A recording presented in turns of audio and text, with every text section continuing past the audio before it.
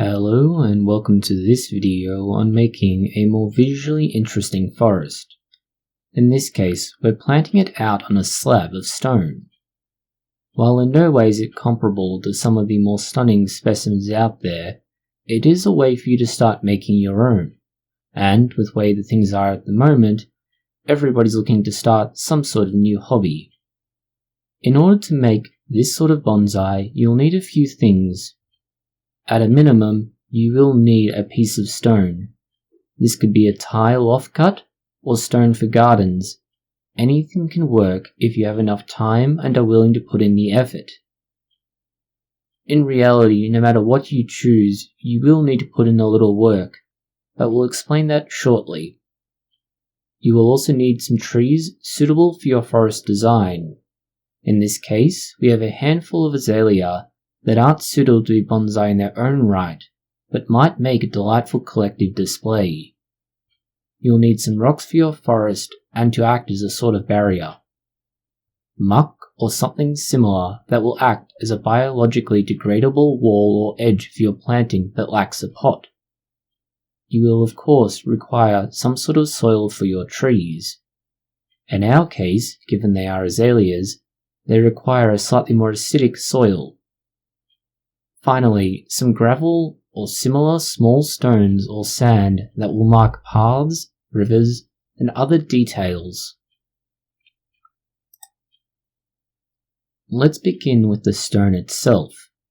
You see here how it's relatively flat on top, curves to its underside, and there you see how it sits, relatively level. Now, if you have the time and effort, you could create a display with sloping edges and similar, but that's unnecessary. A nice simple flat stone is good, but make sure you find one that has edges you can grip. This will become quite heavy over time, and having edges you can hold on to, with grips like this, are useful to have. Obviously, nothing is ever perfect and you may need some extra work, but in the long term you will appreciate the ease of heft. Then there is muck. Muck is, none too delicately, a combination of manure, clay, and sphagnum moss. Combined in different ratios for different purposes, it acts as a temporary wall, fundamentally recreating the edge of a pot, but it breaks down. For this reason, you begin to apply it in a condensed form to the edge of your stone, squishing it together to make sure it's as compact as possible for now. You do this as it will break down over time. The more compacted it is, the longer it will last. Being a relatively biological product, it isn't watertight, and that's something you need to bear in mind. Water will come in and go out from it quite freely. But by squishing it tight, you can make a reasonable wall for now. Over time, the tree roots will grow into it, and consolidate it and turn it into a solid mass made from roots rather than muck. The addition of sphagnum moss helps in giving it some structural strength. It also helps in water retention. There are a variety of recipes for different types of muck to be made, and it also goes under different names. But for most people, muck is good enough, and it's understandable what it's meant to be.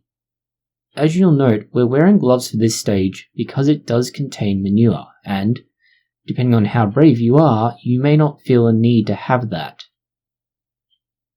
If you aren't looking at creating it the same way we are, but still wish to create a planting on a rock, you don't need to build it up high on one side like we have. This is simply to help in the landscape appearance. If, however, you are interested in simply creating a more basic version, you can create a single low wall right around the stone or on the part of the stone in which you intend to plant. This is very much like what you would have with a reasonably standard terracotta or standard bonsai pot, a low wall around the edge. Muck is used in the case of a stone planting like this and in root over rock.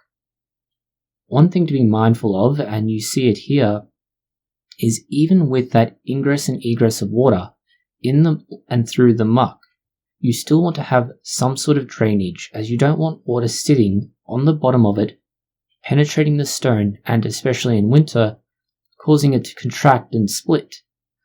Adding drainage channels like this with the skewers allows you to let water leave the pot more easily, and we'll show that in effect later on. But it's good to keep in mind that even a small amount of drainage like that from these skewers is more than enough. If you feel more is required, larger straws can be put in there instead. But this is the basic appearance you need to start with. As said, it very much resembles a pot, and you treat it like one, adding soil to the bottom to add a base for your trees to grow into. This is a mixture that was made specifically for the azaleas, having pine bark and similar added for acidity, which will help in the display of flowers. When looking at our azaleas themselves, they were bought cheaply and they're not suitable for bonsai as a single display. We've taken them apart, we've removed the soil, and then removed much of the root mass. This is done to ensure that it plants out properly and effectively, and we get more of that fibrous feeder root growing. Be mindful that when you cut into it to have a concave appearance on the bottom side of your root ball, so that the soil can be mounted underneath and it can grip into it properly. This will streamline the process. You can see here how we are using the concave cutter to remove some of the larger, more substantial roots that prevent that from happening. If you're looking at a larger planting on a rock, you may not need to do it this way, but it's a good practice to get into regardless.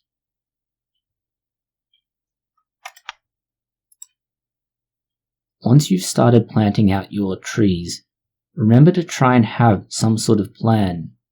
For ours, we're working with the largest tree just slightly to the right of center, and then trees that are gradually smaller going down each side and away from that central point. This is similar to what a forest normally grows, with the largest trees in the center and gradually smaller, weaker, newer trees on the periphery. If you are trying to recreate your own forest, remember to also plant an odd number of trees. There are 5 plants going into this planting. You may choose 3, 7, 9, however many you choose, so long as it's a relatively odd number.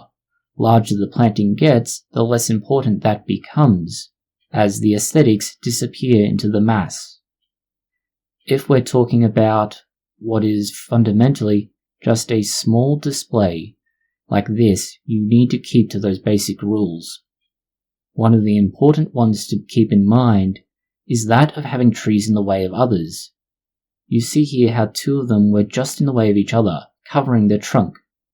Moving them just slightly opens it up, and it will look more natural over time. As we begin to plant more and more of the trees in there, you'll see how a slope, a natural form, begins to appear. One thing we haven't done yet with very much detail is to prune branches, and we'll get to that later on. But for now, just keep in mind how you're planting your trees in this formation, how many you're planting, and why. You may, if you find it helpful, go into the forest or some other wild location, take a look around the area and see how the trees behave. You'll see here how the weakest, sickest, most damaged trees are planted towards the edge of the pot, whereas the stronger, larger trees are planted in towards the center. It's not a big thing, but it does have a huge impact on the final appearance of your planting. Since this is relatively new, it hasn't had the chance to grow together and adapt, and so the planting itself still looks quite rough around the edges, and in the center, and, well, everywhere. But over time, this will change. It needs time though to develop those roots, and this is another reason why we cut the roots the way we do. They will help to maintain its shape and appearance. This is the broad strokes of what we are looking to achieve. 5 plants in this formation, 3 to one side and 2 to the other. Then more soil is added over them to make sure they stay in position. You can, if you're inclined, drill holes and more for wiring the trees in, but that seems to be a lot more effort than it's honestly worth in many cases when it comes to bonsai. You can do that if you're so inclined, but it's a lot of effort. Removing the skewers now means the muck wall is in position, it's dry, it's set, the trees are planted, and you aren't likely to have filled in those holes. While you are considering that, begin adding in stones and other details to your landscape. This is an important step, especially with landscape plantings. In this case, we're going to forgo moss, given it's more of a forest appearance, and go with simple stone and sand. This retains the natural, almost wilderness-like appearance, with the small gravel recreating an almost stream-like state. Now, you can't have an actual stream in the bonsai unless you go to extreme effort, at which time it goes from being a bonsai to more of a terrarium type setup, or even artificial environment. The stones here allow you to recreate a sense of a river flowing through. We perhaps shouldn't have had it cut so directly through the forest planting at this angle. From a slightly different view, you'll see how, once these branches are removed, it cuts from the front right to the back left, splitting the planting in two halves. The reason we're pruning these branches here now is that we have roughly the final position of these trees, and we can figure out which branches are worth holding onto and which we should get rid of. They're either cutting across each other and blocking the view, which is generally considered a faux pas, or alternatively, we're looking at growing a different branch to get a different appearance in that tree. On the far left, you see nothing is growing to the right-hand side. In the back left, everything is growing up and slightly out. The very middle is growing up and across. The middle right is growing up and across at a lower level, and the far right is only growing out to the right, almost like a fan. We then put gravel and sand over this and then water it in tightly. Watching the bottom of the pot, you can see how the water drains out freely from those holes we put in earlier and from parts where the muck wall hasn't been pressed down tightly yet.